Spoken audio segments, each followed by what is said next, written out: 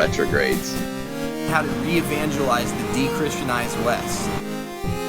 Support us in any way you can, most especially by your prayers. From an authentically Catholic perspective. Right-minded, righteous group that's equal in strength to the radicals. From an authentically masculine perspective. You and your friends versus me and my friends. Bring it on.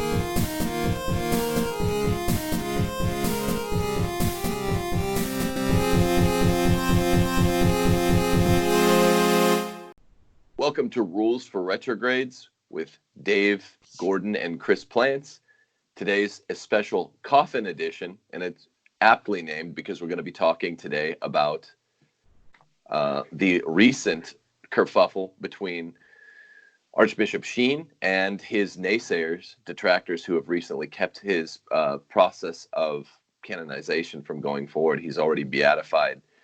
Things are getting ugly, but in a subtle, quiet way. How are you gents doing today? Patrick, Dave, Chris? Good. Same old delusions of adequacy. Great to be back. Well, yeah, thank you. Love those delusions of adequacy. Yeah, Pat, are you, so is this Rochester versus Peoria, or is this Peoria versus all of the powers that be in the Catholic world, first off? I think the answer to that is yes. It's fundamentally Peoria versus Rome. The concern that is now the official story as to why the December 21st beatification ceremony was postponed, and according to George Neumeier, is dead. George, in his bulldog manner, can't find any evidence that even the Sheen Foundation is still operating, let alone the whole machinery that was moving toward getting Venerable Fulton Sheen beatified. That seems to be on ice in a semi-permanent way. We don't know. We'll see what happens as we go forward. But the official explanation when Archbishop Salvatore Matano of Rochester was finally outed, he said that there was a concern raised, at least by himself. Remember, this is Sheen's successor years down the road, decades later. Right. That maybe Sheen's name will appear in an upcoming New York Attorney General grand jury report, a la the PA, Summer of Shame debacle last year. Well, that sounds good on the first blush. However, someone named Donald Wuerl, his name actually appears more than 200 times in the PA grand jury report, but he was given a place of honor at the installation mass of his successor, right, in Washington, Wilton Gregory. So, and he had his name removed, by the way. The Cardinal Wuerl School has been renamed. So it sounds like a really disproportionate absurdity to allow Wuerl a place of prominence, but to stop an entire canonization process because of maybe in the future something might happen. And if you want to, we can get into the two charges against Sheen, both of which are vaporous, non-existent, 0 + 0 = 0. This is definitely a snub. But actually, this may be counterintuitive. I just did a video on this on YouTube. I think that this is a cause of joy. It should make Catholics happy because they only gave Bishop Sheen and the Diocese of Peoria were only given a 5-week runway to launch and organize and promote and kind of gather the local faithful to celebrate the beatification. It was announced on November 18th. Right. The date was set for December 21st, 4 days before Christmas. Are you kidding? Mm-hmm. Look at the other two venerables who 2 years ago were beatified, Solanus Casey and Father Stanley Rother. They were given months, if not a year, for the local dioceses to celebrate. And Solanus Casey was beatified in front of 60,000 people in Detroit. So I thought the timing of that was, it smelled like a passive-aggressive snub. And remember, Bishop Sheen's life and his virtue have been meticulously vetted for a long, long time. It was first announced in 2002. All the cases that would even theoretically appear in an AG report were already raised, examined, and dismissed as not credible at all. So this is something else is going on here in the state of Denmark. Well, let me ask you, Patrick. And that kind of comports with everything I've ever heard. This is a man who lived a life of heroic virtue from all accounts, and he was very much a figure in the public eye, right? He had, and as a Catholic priest, as a Catholic bishop, it's amazing. He had a show that had wide appeal in the 50s, when we were a much more Protestant country. So this is a man who had the power of speech, the power of evangelization, and he's had a long tenure in the public eye during his life. And he was well known for, even if he was given gifts, he was of such generous heart. People had to tell him not to give the gifts away, right? Because he would, I guess, re-gift, but not in like the bad Seinfeld way, He would do it in such a way, if he saw someone's need, that he would just take what was his because he was so committed to poverty and give it away. He died with his pectoral cross, his pectoral crucifix in hand, from everything I understand, calling upon the holy name of Jesus. So this is a man of great virtue, and shameless virtue signaling plug of my own. My newest son, my latest son, his middle name is actually Fulton, after Fulton Sheen, who helped me come into the church. Why, pray tell, Patrick, would anyone in the church, outside of the church, just anyone, ever oppose Fulton Sheen's canonization? I can answer that by quoting Sheen himself. This is from an early book of his. I know reading is verboten, but this really, I think, casts it into sharp relief. Now, of course, because of Murphy's Law, it's not here in front of me. Let me just say, he wrote a book called Communism and the Conscience of the West, and he, Chris, I can send you the link, guys, if you want to add it into the rules for retrogrades. We will. Show notes. Yeah. He describes awesome. the Antichrist Church of the future. I think it's worth calling up here. And tell me if it sounds familiar, the way he describes it. So here it is. Let's see here. Yeah. I think I know which quote here it you is. have in mind here. Yeah. Yeah. The Antichrist, he says, wants no proclamation of immutable principles from the lofty heights of a church, but mass organization through propaganda. Opinions. He says, opinions, not truths. Commentators, not teachers. Gallup polls, not principles. Nature, not grace. And to these golden calves will men toss themselves from their Christ. And then he says, third, asking Jesus to adore the tempter so that all the kingdoms of the world would be his, will become the temptation. This is Sheen's words now. To have a new religion without a cross, a liturgy without a world to come, a city of man without a city of God, a religion to invoke a religion, or a politics which is a religion, one that renders unto Caesar even the things that are God's.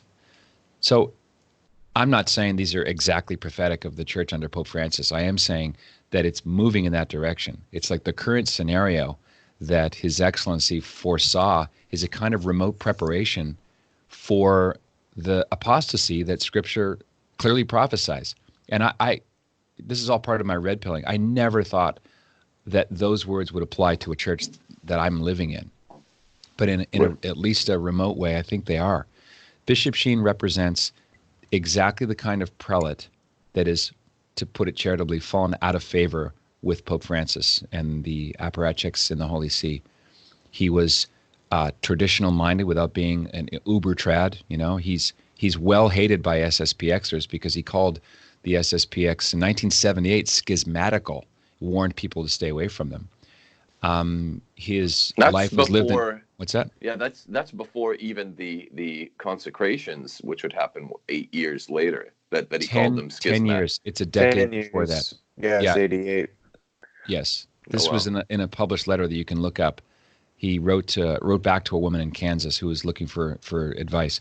So this is a man who he lived his life in a fishbowl, and the Catholic Church does not canonize people because they're good writers or teachers. The writings obviously can't contain heretical content. However, it's the man's behavior, it's his life, and he was known well by scores of people still living. He died in December 1979.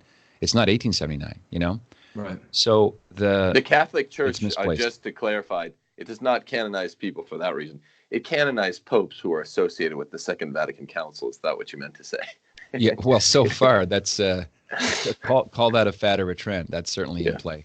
I'm only teasing, having a spot of fun. Yeah. Here So early in the morning. I think Bishop Sheen is an embarrassment. If he were the sitting Archbishop today of Rochester or anywhere else, he would be given the Snyder Burke treatment, up and down. Right. Is he? But then why canonize him? I mean, why actually have a set date for his canonization? I think the case for his sanctity, and now we know through the extraordinary miracle of the raising of the dead of James Fulton Engstrom, I think the evidence was so overwhelming, and the cause got off the ground under John Paul II. Remember, John Paul II embraced Bishop Sheen 2 months before Sheen died in front of a packed St. Patrick's Cathedral. I heard the story myself from Father Andrew Apostoli, the late great Capuchin Franciscan, who was ordained by Bishop Sheen in 1967 in Rochester. The homily to that ordination is also online. John Paul II, it's his first trip to New York. Sheen was, influential in John Paul II's learning of English. This is not well known.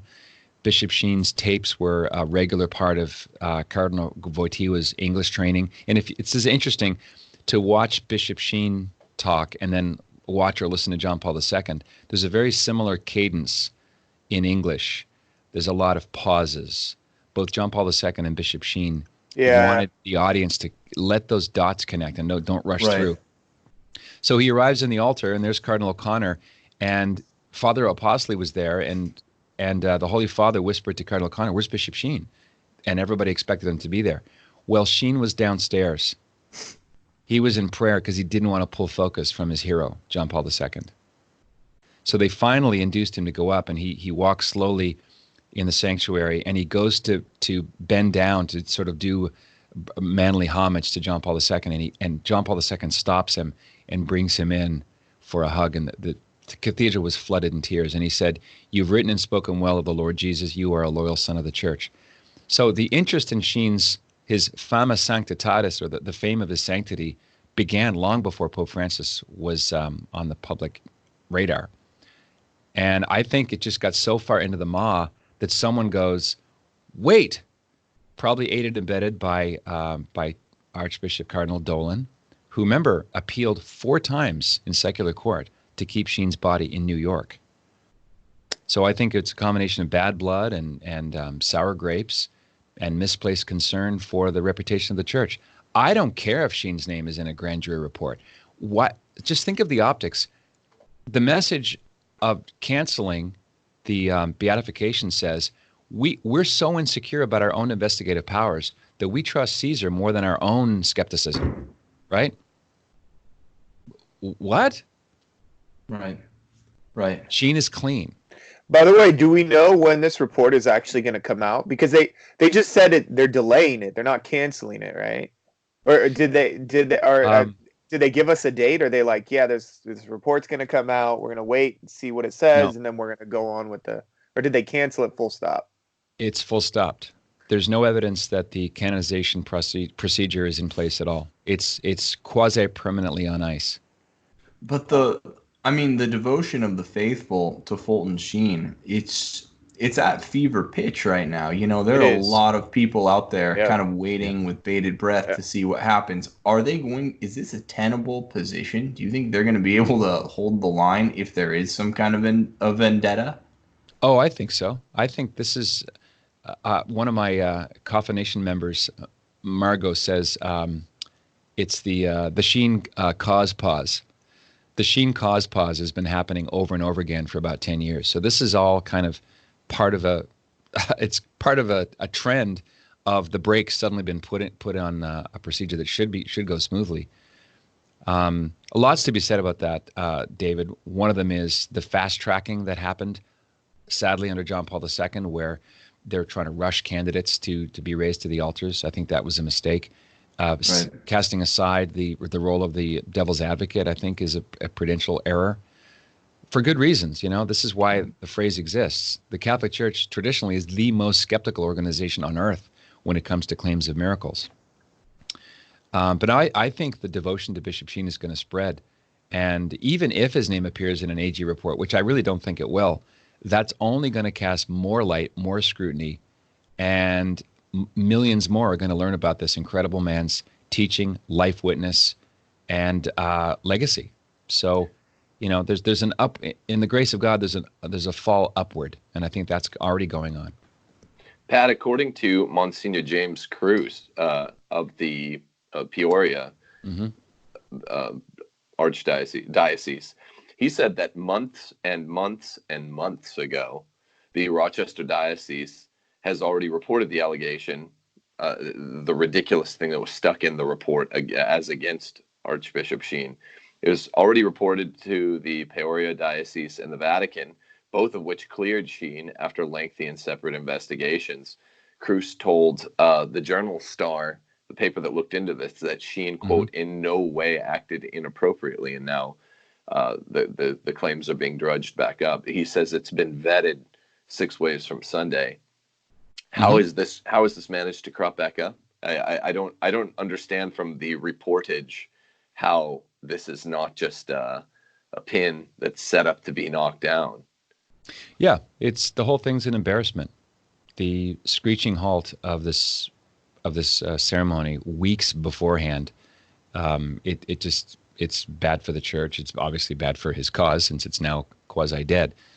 And I think it shows the high contrast between the Church of Fulton Sheen and the church that we now see under people like Cardinal Supich and all the people named in the Vigano letter.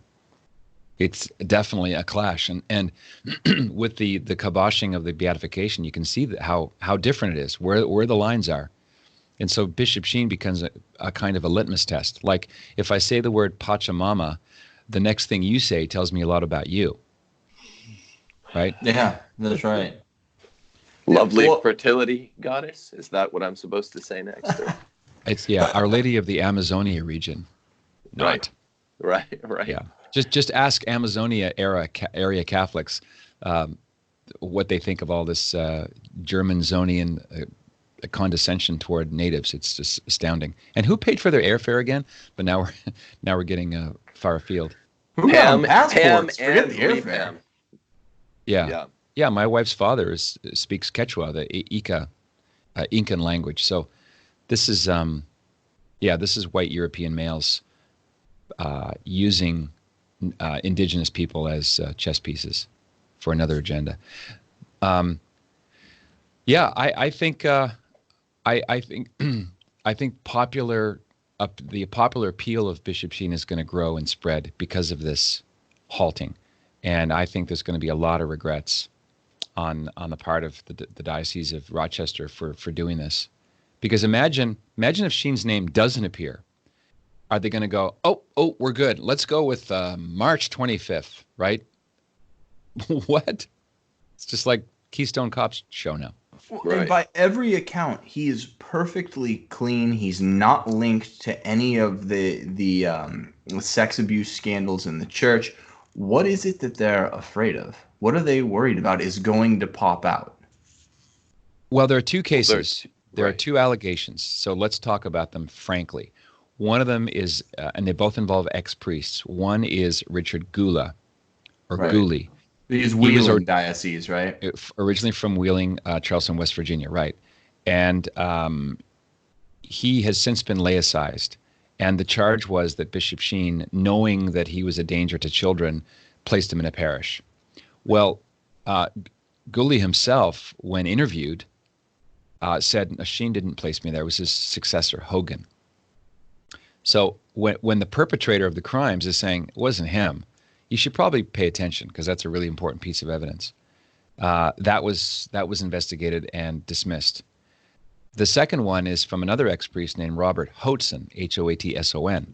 Hoatzon and his attorney, a guy called John Aretakis, who's had his license suspended from practicing law. He's a kind of a grandstanding attorney, makes it all about himself, and he's made a career out of launching RICO lawsuits that get dismissed. So that's him.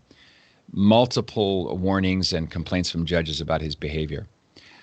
Hoatzon says someone else told him, so now it's already third party, that Bishop Sheen walked into the offices of the National Society for the Propagation of the Faith in New York and saw a priest doing something untoward with a woman and said to the woman, "You're a slut," and to the priest, "Put your pants back on," and he did nothing. Well, color me skeptical. That's the kind of bizarre, fanciful thing that you would say if you were a really bad liar. And that was also heavily investigated by Peoria and the Congregation for the Cause of Saints, and it's not. It didn't happen. It's nothing meets nothing. Yeah. Well, I was going to ask you. You'd say put your pants back on if you're a bad liar, because that's just a direct command. Yeah, I'm just gonna silently take that absurdity. Yeah, sure. Timothy Cardinal Dolan, real or presumed connection to this, Pat? What you first? His predecessor was the infamous Cardinal Spellman, the arch rival of the good Archbishop Sheen. Is that a real connection, do you think, or is this too much supposing? No, I think it's real and presumed. It's real because of the public record displayed by the Archdiocese of New York, going to court 4 times to appeal the wishes of the Diocese of Peoria. Remember, Peoria has done all the heavy lifting for this canonization cause. They have financial and moral and spiritual. They've done all the work to get it where it is. And Bishop Sheen's only living relative, Joan Cunningham, is 88 years old. She is saying, look, the family wishes that my uncle's body be brought back home. He was incarnated first here. He was ordained to the priesthood here. He was well beloved in his native place before he became a superstar. And it's fitting. One of the interesting things that emerged from, I think, the second to last appeal was a statement by a judge, a female judge. And she said, the claims of I'm summarizing now, the claims of the Archdiocese of New York prove too much because by focusing on his will, Bishop Sheen's written will stipulated that he wanted to be buried, born into eternal life, from the cemetery, Calvary Cemetery. I believe it's in Queens, possibly Brooklyn, but it's off the island in that part of New York. And she said, if you want to go by the letter of the law, then the one place Bishop Sheen's body should not be is where it is now, because that's not what he wanted. And so from then, the reasoning is he never anticipated he'd be a canonization candidate. He was known for his humility. And so his written will is superseded by the grander narrative of him being named to the raised to the altars in the Catholic Church. The Sheen-Spellman connection is it's an interesting parallel because it's almost as though the hierarchy of the Church in America, while it doesn't have biological sons, it does have ecclesial lineage sons, so to speak. So you have this antipathy between Cardinal Spellman, who made life very difficult for Bishop Sheen in his life. There's several points of conflict there we can get into if you like, but it was Cardinal Spellman that removed Bishop Sheen from television eventually. Was that over donations, Patrick? It was, yeah. Okay. Yeah, we can. You want the compressed version of what happened? Yeah, I Is think this that the would be... the 1957 the milk, the hot milk? Yeah, the U.S. government donated millions of dollars of powdered milk to the Archdiocese of New York, and Spellman in turn handed it to the Society for the Propagation of the Faith, for Bishop Sheen to dispense to the needy. On several occasions, Cardinal Spellman turned around and asked the society over which Sheen led to pay him back, pay them for donated stuff. Huh. And Sheen refused. And he's claiming like $1 million or something absurd for $1 million. Yeah. There are allusions to it, but Bishop Sheen was extremely charitable to his nemesis. He goes so far as to praise him in his autobiography, Treasure in Clay, which goes to the holiness of the man, in my opinion. But Spellman had been kind of a protege or maybe a sycophant, it's not clear, to Cardinal Pacelli when he was in Rome. Cardinal Pacelli became Pope Pius XII. So Cardinal Spellman believed that he had an ace in the hole by confronting Sheen in front of his old mentor.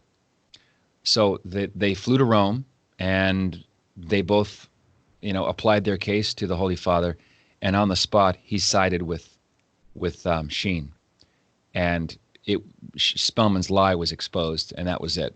That's when the enmity really solidified and kind of set the tone of the rest of Sheen's career. In the introduction to his book Life of Christ, he alludes to a 10-year trial in his life. Doesn't say what it is. One of the biographers of Spellman's, John Cooney's book, The American Pope, I believe this is the source of this. Spellman sicked the FBI on Sheen to dig up dirt, but Sheen was clean and made his life very, very difficult. So that enmity seems to have carried forward in the successors to Spellman to this day.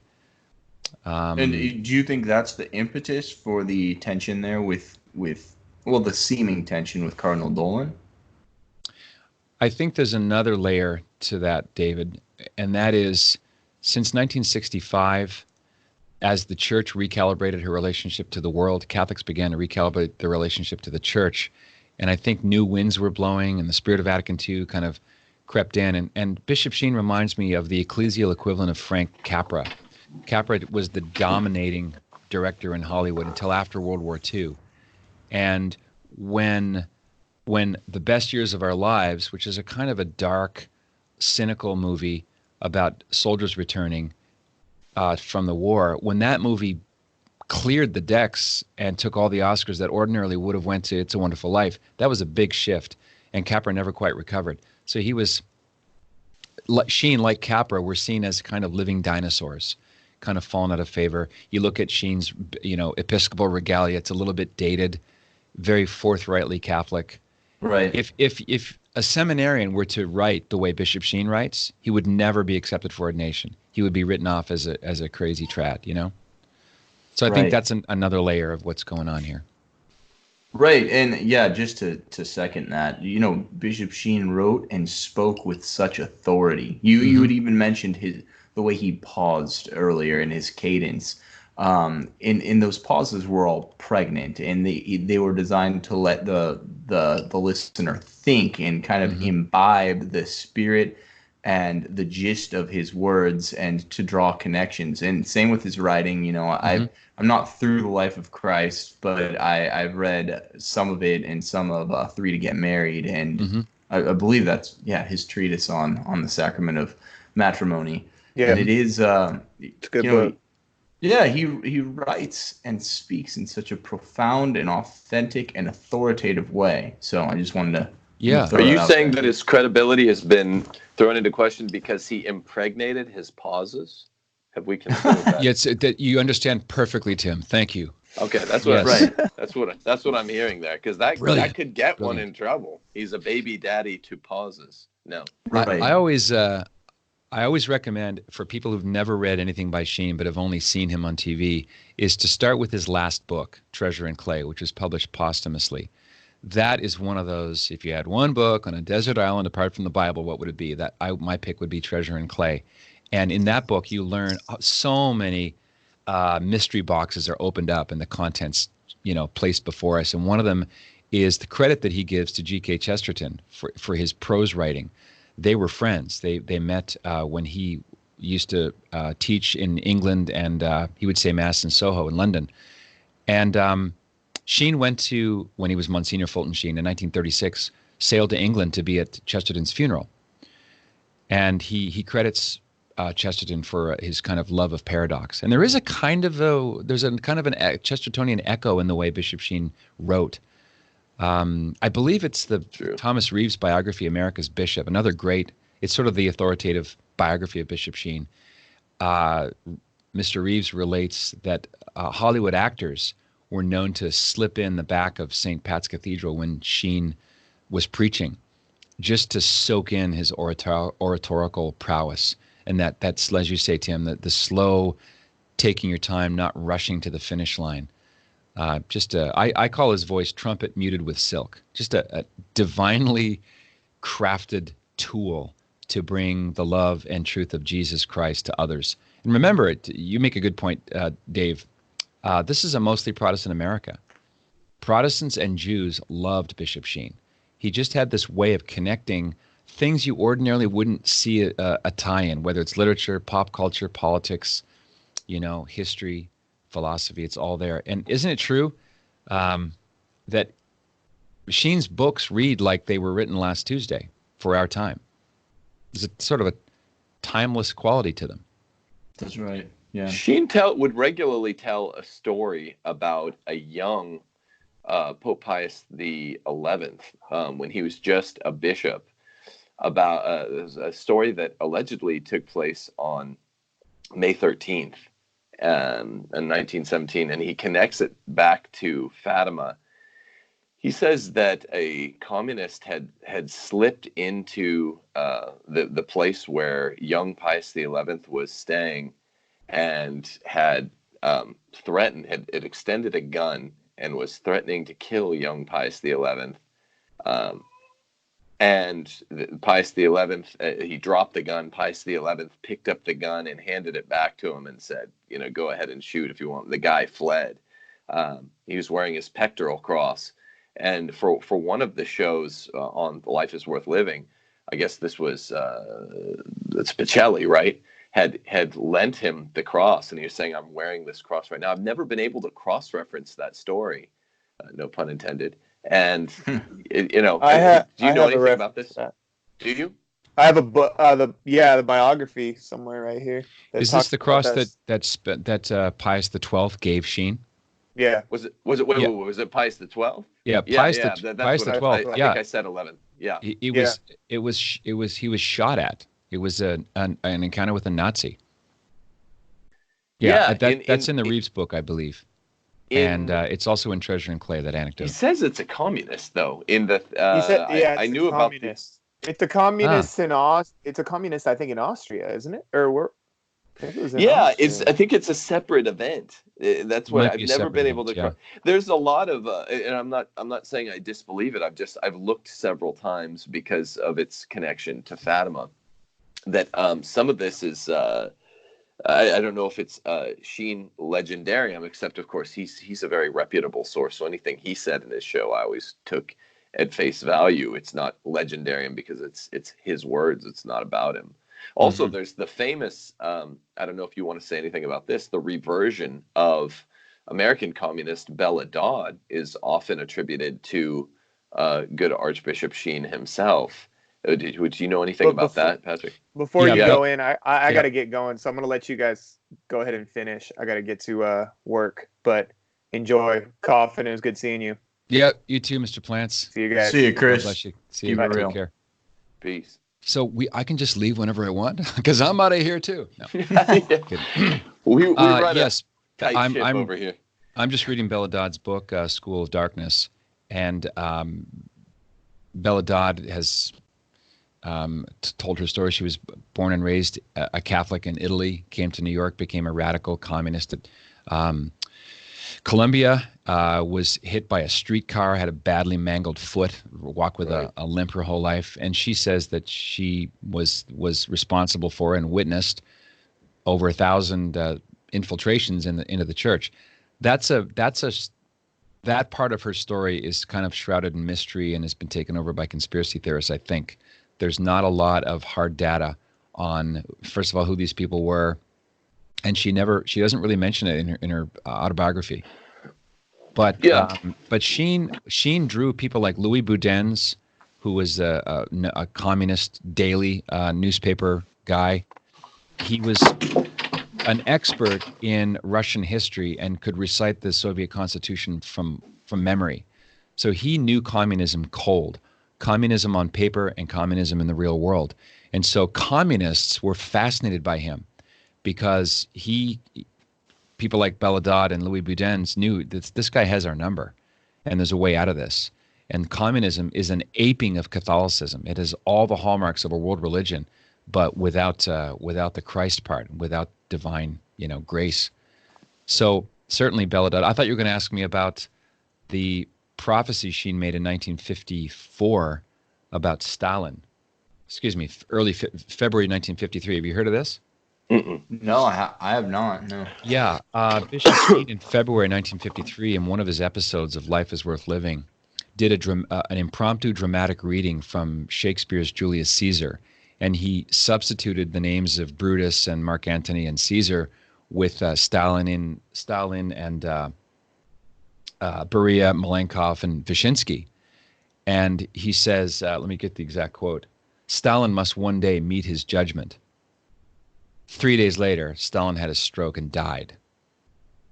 Oh, wow. Wow. So that's one of those little providential winks that Like efficacious speech almost. a little you know bit, how yeah, when almost like Sheen spoke and it came to be. Not that he caused it, but there's a little mysterious prophetic element there. Sure, yeah, that's of course I don't mean he actually performed like the incantation, but I know what you intended, David, okay? all right. Take it easy, Patrick. I have dumb voice. To back it up for 1 second, Pat, because when you say it's been taken over by conspiracy theorists, the living Dr. Alice von Hildebrand still is she goes around. She's spoken to several groups about Bella Dodd's famous 11 or sometimes 1,200 men, and she testified both for the House and the Senate on their commissions on un-American activities. Yes. Without much specificity, it's true about the her activities under Stalin, her spy activities or whatever. So it's there's some. I mean, it is still sort of shrouded in mystery exactly what her role in things was, but and I'm kind of always halfway through School of Darkness as well. But she definitely she played some role, and some of it's been presented by the evidence. But I think it's interesting that Archbishop Fulton Sheen, sort of in the American church in the 40s, 50s, 60s, he's got his fingerprints on much, that's seemingly unrelated. He's one of the guys. If you talk about the 60s, 70s, 80s in the European church, you see Ratzinger's fingerprints on everything, right? Sheen is almost like that 3 generations before in the American church. In what way? What do you mean? Well, I mean, so he's got these connections to important good people, got these connections to important bad people. Bella Dodd made this reversion by her attestation, Bella Dodd herself, and he's just kind of everywhere. Any story you read, he's popping up in the American church, particularly in the 50s and 60s. Famous rivals. I mean, if you're going to have a rival in the American church in that era, I guess a little bit late, a decade and a half later, to be a rival with Cardinal Spellman is a good one to have. I mean, it in my mind, it demonstrates, which is interesting because Spellman lent him that pectoral cross for that particular episode of Life is Worth Living, and that must have been before they were feuding, right? Yeah, they went on a world tour together. Sheen describes it. I mean, like 20 countries, just this exhausting marathon of doom, and Spellman would introduce him. It's an open secret that Spellman was a closeted homosexual. The biographies allude to this, and Cardinal Spellman was sort of a short, squat man who had a kind of a high-pitched voice. Didn't leave any major works. There's no, volumes by Francis Cardinal Spellman. A great administrator. He was a terrific fundraiser. Uncle Ted McCarrick. There's a little tie-in between raising obscene amounts of money and not really, producing much spiritual fruit or works of theology. But they certainly clashed over time. And Spellman was known as a great conservative. Maybe not great. He was known as a political conservative in his time, which I found interesting. Who? Spellman. Oh, Spellman. Oh, Yeah. for sure. Yeah, he spoke very fluent conservative speak. Yeah, Right. definitely ran a tight ship, and So, where's this going with the good Archbishop Sheen? Do you foresee this happening later in 2020, spring or summer of 2020? Is it I don't completely see up in the air? I think the cause is I think it's dead, but not forever. I don't believe that Bishop Sheen will be canonized a saint while Pope Francis is living. Wow. Have you seen any, I guess, hostility, or can you, I guess seen is a strong word, but can you intuit any direct Vatican hostility towards this cause? Obviously, I could kind of read the tea leaves and say there might be some underlying tension there, just with disparate worldviews, right? But Mm-hmm. do you have any reason to intuit that this pontificate in particular would be more hostile to Fulton Sheen's cause? Well, there's a reason why it's not called masculine intuition. I don't have any intuitions per se, but we do know that the man who was deputized by Pope Francis to beatify Bishop Sheen is Cardinal Becciu, who's now doing a whirling dervish denial that he had anything to do with the Papal Foundation, basically grabbing millions and millions of dollars. I'm not sure if the exact amount is even known, to throw at the money pit corrupt hospital in Rome. Cardinal Becciu is one of the main players who removed Cardinal George Pell at a critical time, where he now sits in jail for a crime I don't believe he committed at all.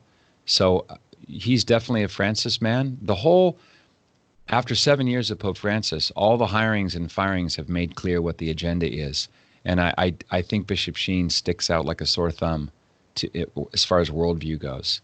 So it's one of those walking, sounding, squawking like a duck scenarios. Yeah, I mean, just to add to that, I mean, think about it. In a very gray-colored pontificate, Fulton Sheen was basically the height of black and white in terms of theology. He laid things out clearly. This is his beauty. His eloquence was almost in his simplicity. He had a very like Louis Bouillet type quality in that he could draw from tons of sources to paint a very clear picture, although Bouillet's writing is not exactly clear, but, famously drawing from a lot of sources to make his points.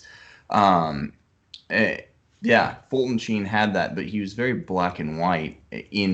He could weave a rich tapestry from a lot of different and disparate sources, but he was very, very black and white in what he said, and his eloquence was in his simplicity. And that juxtaposed against the current pontificate, which works and toils in ambiguity and grayness, I can see there's this fundamental immiscibility. Yeah, he shows them up. Bishop Sheen sang the truth. It resonated. It's striking. It's pithy. It was gotten across with humor and humanity and no notes. I mean, Right. I know just from doing professional live broadcasts, it's very hard to talk down to a clock and make it look smooth as glass, which Bishop Sheen did night after night, every Tuesday on Life is Worth Living. Yeah. That's something to be said also. And you know how I think a lot amongst the faithful, we dread the insipid homily given at, local Sunday Mass, where the priest starts off with the almost mandatory joke. I kind of dread it and cringe at it. But when Fulton Sheen started his whatever it is, the lectures or sermons, with either an anecdote or a joke, they generally had teeth. They were generally pretty funny, and they would actually hook you in. So he kind of began. I disagree with you there. I showed these episodes of Life is Worth Living to my high school students, and that for all of his shining exemplary virtue and excellence across so many skills, I don't think I've ever found one of the jokes funny. Not that's interesting. They rope you in. It's not like I'm going to guffaw at it, but it's something to be said for. There's this art that has been taught in homiletics class apparently for a long time, of roping the audience in with some kind of anecdote at the beginning. And if there's to be something to be said for it, I think he does it the best I've seen. It's not going to be laugh out loud. I'm going to back up Dave here and call Tim outright a cynical bastard. Yeah, the jokes Thanks, that Sheen Patrick. would tell, the jokes that if you watch or listen to Life is Worth Living, and I'm agreeing with both of you here, the things that the audience finds hysterically funny, the things they really laugh loud and long at, we now go, well, yeah, it wasn't that funny. I mean, a lot That's of times, this is to my defense, they were puns a lot of times. yeah, he was a sucker for a terrible pun. Yeah. And we're talking early 50s. The second version, called the Bishop Sheen Show, which is sort of a lighter version, similar format with kind of more layers of cheese in the background of the TV set. The audience was much more innocent. There's a sort of a childlike appreciation for his plays on words. This is pre Richard Pryor, before all of the really gnarly stand-up stuff. So audiences were much more, they were more, what's the word? Sensitive is not the right word. They were more cultured. They were prone to laughing at gentle jabs, you know? And if I can go back to Treasure and Clay for a moment, he explains that he would begin a speech with something deprecating, self-deprecating. And a lot of his opening anecdotes, he would make fun of himself, whether it was knocking his hat aside or something. And he says it's important for people to realize that an equal is speaking to them. If you start off, unloading Thomas Aquinas and this truth and that, you sound lofty, and people are, they're a little insecure. Maybe this guy's way smarter than me. So he did that to kind of deconstruct any mythology about him. We now know that there were 4 times more tickets that they couldn't get rid of to have that show, and was packed every night. You just couldn't get a seat to Bishop Sheen. So that's another little dynamic of the relationship between Bishop Sheen and the people in the Adelphi Theater, which seated over 1,000 people. It was like every show was like a Christmas Day thing. They got a ticket to be in the audience at the Bishop Sheen show. So there was like a buzz. So when he came out, the applause was rapturous because they loved him so much, Catholics and non-Catholics alike. Does that fill in the blank a little bit here?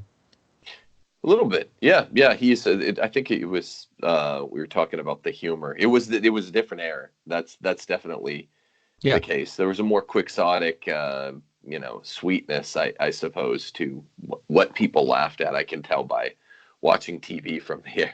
It didn't take much to get a guffaw out of those people. Well, it's not just the humor. The stories I thought were interesting and kind of tied into. They made a nice, tidy segue into what he was actually going to say in a way that the stories that you hear from behind the pulpit at your regular Sunday Mass just don't. They seem forced. With Bishop Sheen, it seemed very natural. I'm going to hold my ground here. I've loved the show. The one thing lacking in excellence, I think, on the show is, like you said, his delivery, his cadence, is even just the kind of shrill baritone, if there's such a thing, with which he delivered. And half the time he would end his speeches with a bow. It was regal, and he looked, like you said, his Episcopal attire, Pat, was just he looked like a prince of the church. And that's utterly lacking nowadays, right? He was trim. He was, had a lean jaw. Just a lot of these guys nowadays looks like the so-called princes of the church look like overstuffed, bloated goons. They wouldn't even fit in that kind of regal attire. Everything about him was princely. Maybe that includes his humor, because I don't know if princes were ever known as the court jesters, but I always thought it was about usually it was 2 puns to start in, and half the time I would skip them because they got so few laughs out of anyone. He had a noble profile about him. I'll definitely say that. I want to second Tim on that. Like, some people, it's almost as if their piety and their virtue kind of begins to form their face. You know how the book of Sirach talks about how in the unvirtuous woman, her countenance is actually like malformed by what's inside of her. It's kind of like that with some of these people. You can see the gentleness and the nobility on their face when some men and women are of such great lofty virtue. That's true. This is the concept of physiognomy, right? Physiognomy, right? Exactly. Yeah. Yeah. No, there's there's a cast of his expression that shows up in just about every photo. And I would say piercing baritone, Tim. The opposite of dumb voice, right? He exhibited smart voice.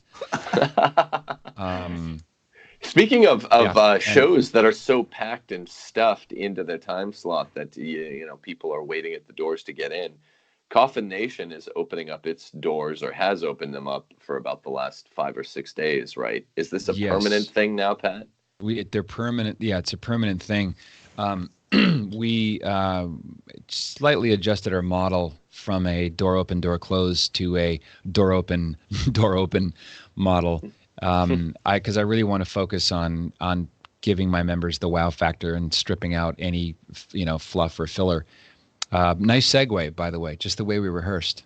You will be paid handsomely. Sure. Yeah, Coffin Nation is now up to 24 countries. We have members in 24 countries, every time zone in Australia. And I do a weekly commentary called the Coffin Report. We have weekly Ask Away Thursday live webinars. I do a deep dive with an expert in personal development called Transform You. I've had David Allen, author of Getting Things Done, The Art of Stress-Free Productivity, Jordan B. Peterson on the Self-Authoring Suite, How to Write and Present a Talk with Greater Confidence, and a closed Facebook group, and now a forum. So it's just, by God's grace, really taken off. So coffinnation.com if you want to find out what those 3 levels of engagement get you, stuff you won't find anywhere else. And if I had my cup, I would show off my swag. We've got your TV screen behind you. Oh yeah, there's the show logo. Yeah, that's the podcast is always, the audio is always free. It uploads on Tuesdays. And is that a derby? A derby for the logo? I'm not. It's a fedora, sir. No, it is. Okay. It's on the maybe the derby side of fedora. Yeah, I'm a fedora wearer, and I'm definitely a big advocate and promoter of fedora values, for lack of a better phrase. That Gary Cooper era where men tip. This is where tip their hats come from, right? If you look at Time Life magazine from the 30s to the 60s, in any professional sport event, it's a sea of fedoras. The fedora was part of a man's regular accessories, and I think they're great. There's that kind of quiet nobility about them, and they bespeak an era where the gender confusion was not really present in pop culture. So yeah, the fedora values is sort of the what's the word? It's the symbolic heart of what we're doing. A more refined era. See, I think that's what keeps a lot of people from like my generation out of things like that. And as you know, I've just joined the safety razor crusade. Revolution.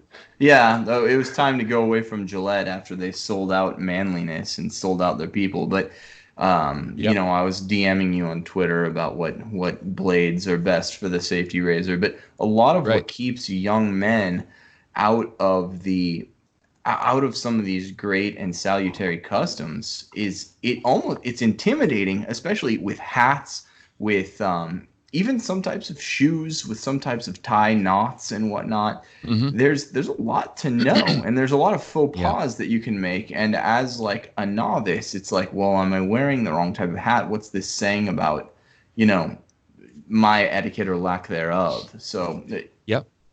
Let me give a plug for The Art of Manliness. I'm Brett McKay, the founder. He's just an absolute great guy. Hey, Brett, if you're out there, I'm trying to lure Brett onto my show.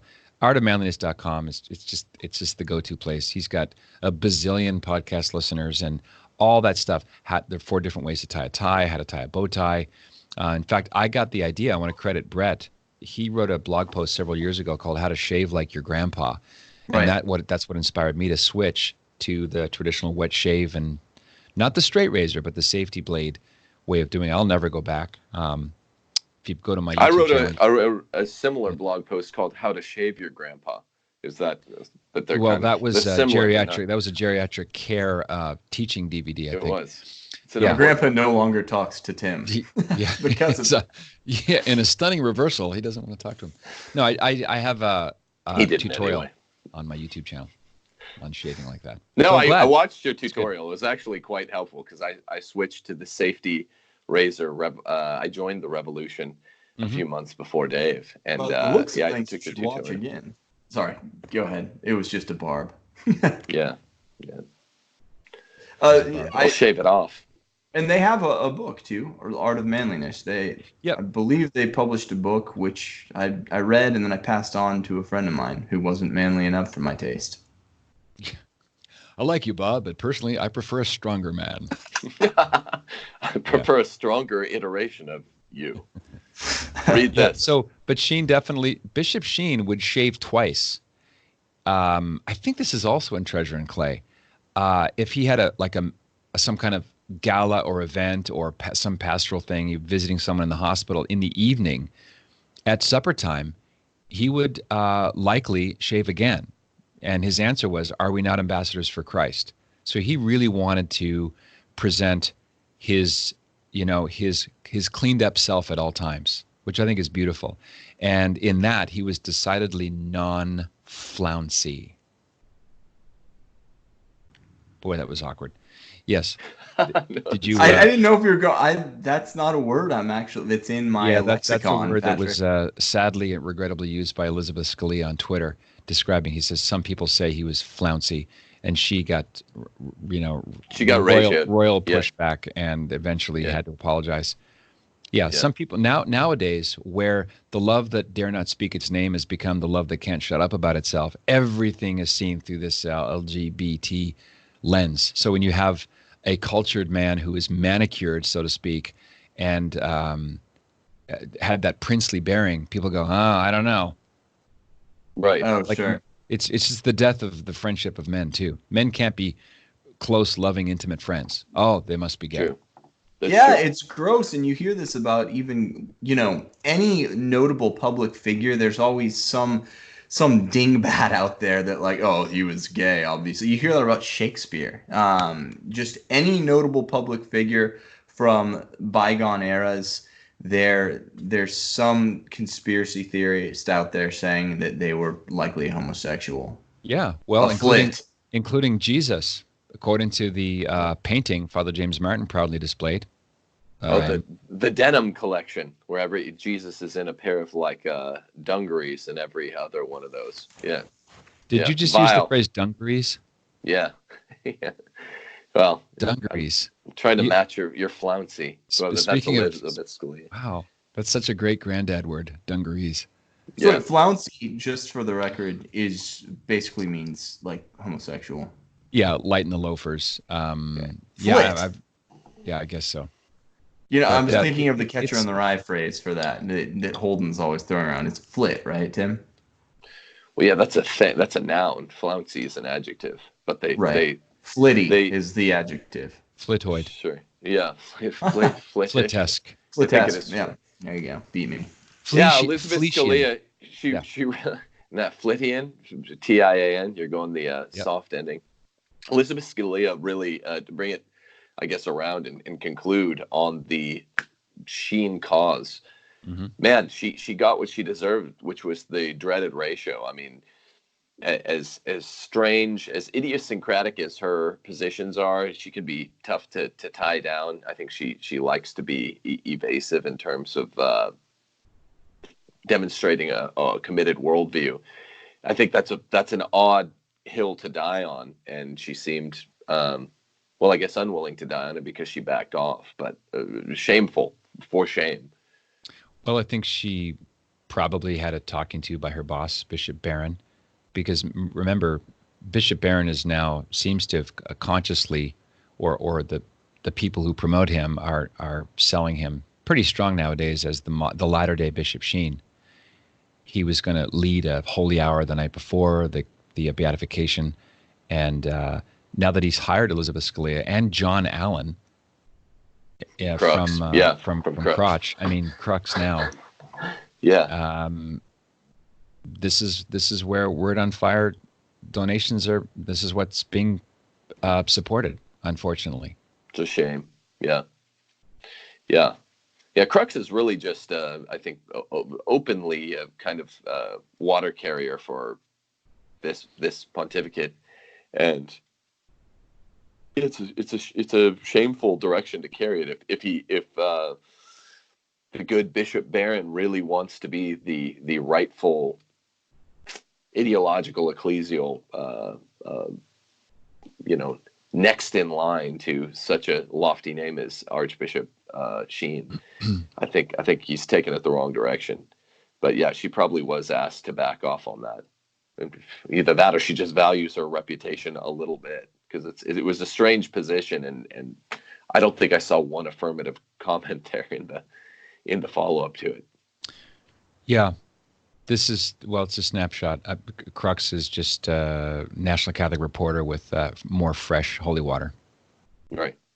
Patrick, let me ask you, if you would do me the kindness of giving me your thoughts on this. What can the faithful do to kind of promote the cause for canonization of Fulton Sheen? Obviously the voice of the faithful, the sensus fidelium, is something it's not a minor deal, and we've often been able to propel kind of these worthy causes for canonization just through sheer, I don't want to say popular opinion, because there's a difference between the sensus fidelium and popular opinion, of course. We're not a democratic church, but when the faithful do get behind a cause for canonization, that is an impetus for it to go forward.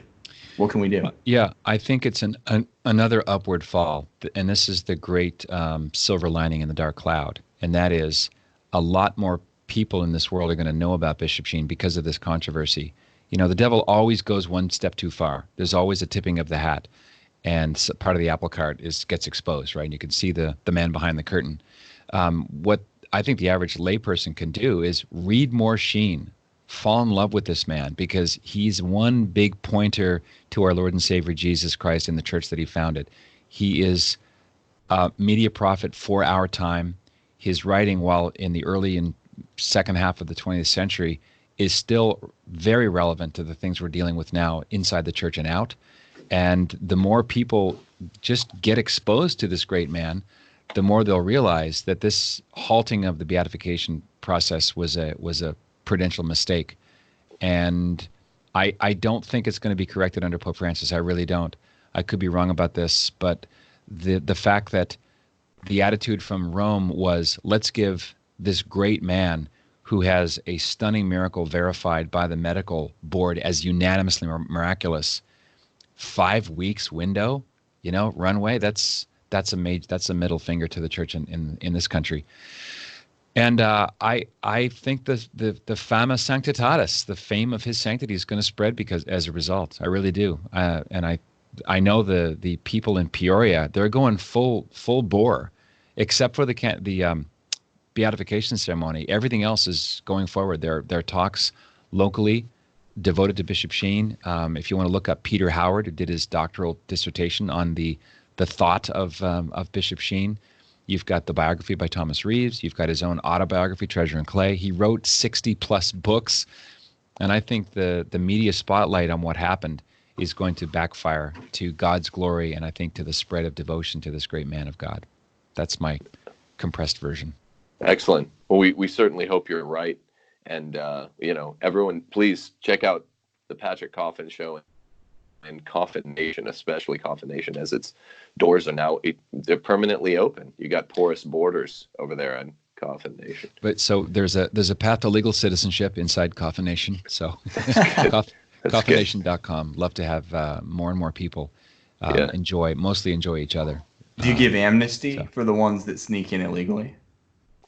There's no Dreamer. No, there's no DACA program in place yet. Yeah, unless you're clergy. Clergy are free, so we don't charge for priests, and we've got some great priests and religious sisters who are hilarious, and there's so many good-hearted priests and religious out there. We forget the army of the awesome that are around us. The cloud of witnesses is not just dead Christians praying for us. They're the witnesses in our own communities and our own churches, and they need a lot of support and encouragement, and they deserve it. Well said, not just the church militant and the